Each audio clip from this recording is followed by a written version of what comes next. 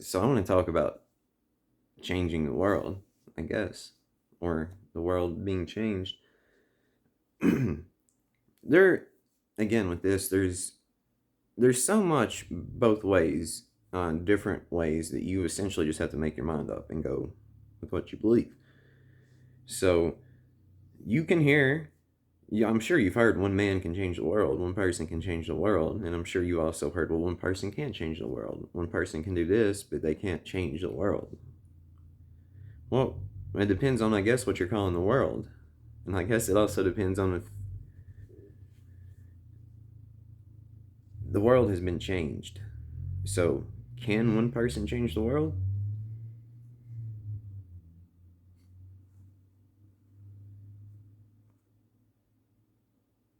This world's changed. It's changing. It's going to continue to change because we're always changing things. And now that we're a little bit more awake and a little bit more conscious, we've connected our subconscious to the conscious, our conscious to the subconscious. We've started healing and we've started paying attention. This world's future's in your hands, brother. Literally. Future's in your hands. So, I guess what I would like to do is for you to take a step back and really realize what you've accomplished and what you've done. I've I'm so fucking proud of you, and I'm still awestruck at the fact you're not super proud of yourself and you've just not let this go and realized who and what you are, and you're still telling ghost stories. It's part of the process. You do have to let it go. You have to feel these things and let them go, but you don't want to keep living in memory and imagination. Imagination is a beautiful thing. It is. You might as well say this world's based on magic and imagination and love. Love, magic, and imagination. So,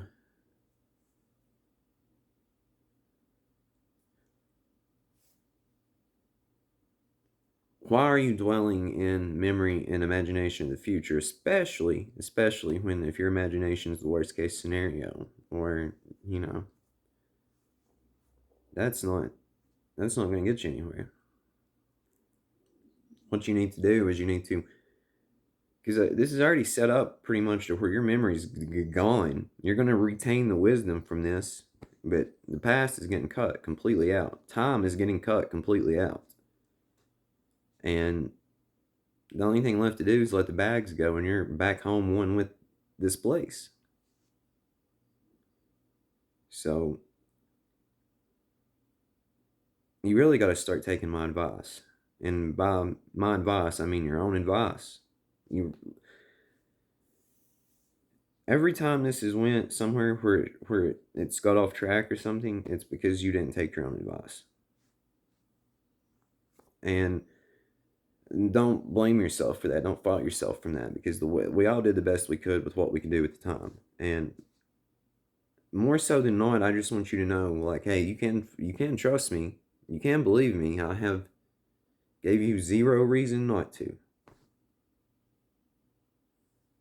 If you take a hard look the past 3 years, what I've told you, what I have explained to you, what you have verified for yourself, and what you're more and more realizing as the days go on, there's no reason not to trust me. So I need you to trust me and trust yourself, because I am you. It's so tricky what we do, because it's essentially like you're connecting the subconscious and the conscious, you're connecting the feminine and masculine, you're connecting the student and the teacher. You're connecting that. It's just two things, but there's different things going on within those two things. So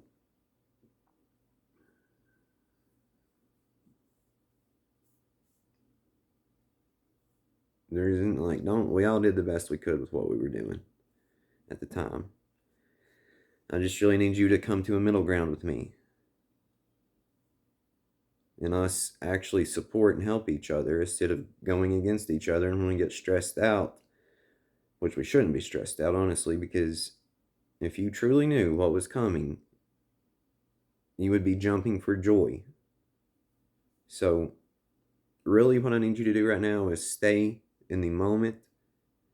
Do not worry, and keep your eye on what's coming, please. And so, can the world be changed? Yes, it's changed. It's changing.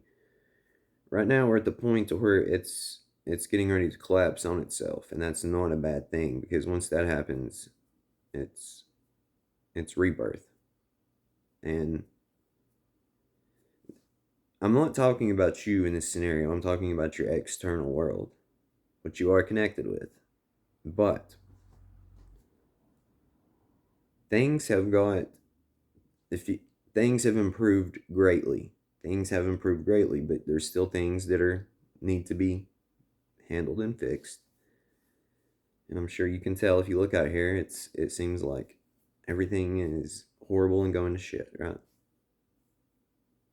Well, what happens when you have faith that's going to get fixed and you bring it right back here and you just focus on yourself and stay in the moment? It's kind of like it disappears, right? It's kind of like it's just a story or just some content out in reality or in a story. So, brother, I love you to death. I'm telling you, I do. Like, I love you, love you, love you, love you, love you. I just want you to love yourself and stop beating yourself up, because, like, if you want to take it at an individual, like, see, I'm a big supporter in individualism. So if you want to take this at like a part by part thing, like every part did the best it could in the way it was doing it at the time with what we had and what we could do. So there's no reason for guilt. There's no reason for anger. There's no reason for resentment. There's no reason for bitterness. There's no reason for hurt. There's no reason for any of this, because it's all love. And if you feel those, you have every right to. But what I would suggest is just dropping them and letting them go. Fill them out and then let them go. So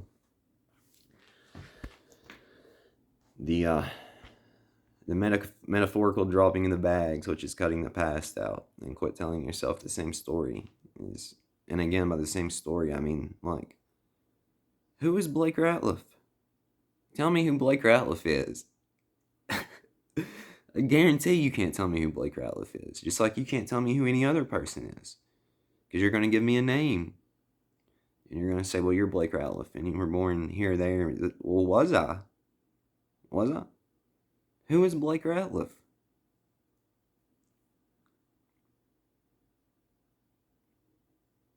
What is a human? You see, this is so preposterously amazing, amazingly preposterous that you can't make it make sense. It's beautiful, but you cannot make this make sense. There's only one thing that you can verify in your direct experience that makes any type of sense here. So now, it's tough to accept and admit, man, but it's the ultimate acceptance and admittance that you need to have is, hey, dude, I was telling myself a story.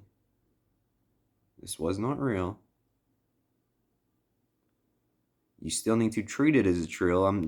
Please don't think by me saying it's not real that you should just dismiss it. No, this is not real. This is not, no. You need to treat it as it's the realest thing you're ever going to experience, but be able to detach from it enough that you don't get consumed by it right now. So, but that is the ultimate, man. Like, you're not who you think you are. And I mean, in this instance, I'll be very specific. You're not Blake Ratliff. You're not on a planet called Earth. And this was all a story that you were telling yourself. So, let's start telling a different story. One that's already here, waiting to be told.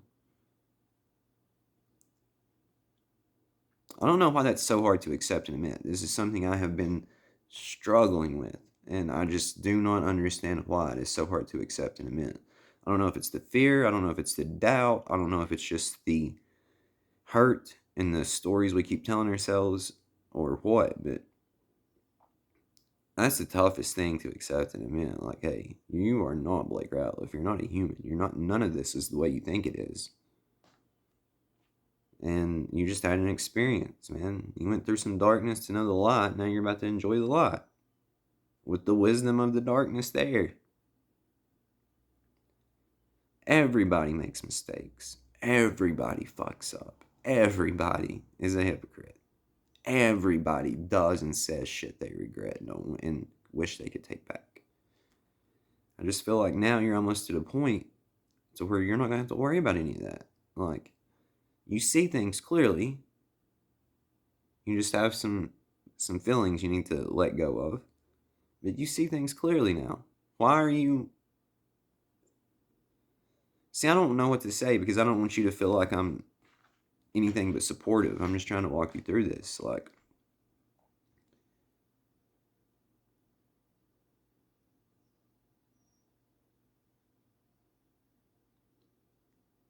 we got to stop telling ghost stories.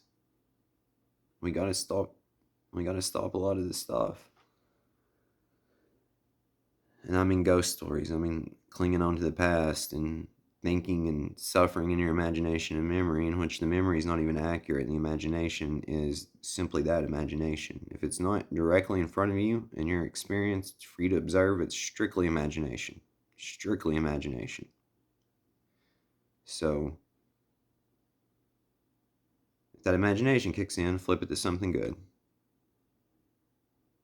If you start thinking about the past, bring it right back to the now. But I do believe you're good, man. Just letting it go is it. Having some faith. Staying in the moment and having some faith.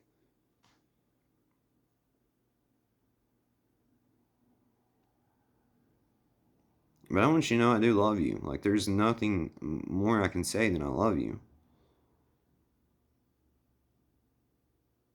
So, I am you talking to you. This is a game of form and the play of life. This is what we do. We create illusions. We have an experience. Then we tell some stories. Then we snap out of this, wake up, and actually enjoy our creation. Because what else is this? It doesn't matter to me if 1 million people tell you this isn't what you believe it is. You know what it is. So it's kind of hard to convince someone that knows something or understands something on this deep of a level anyway.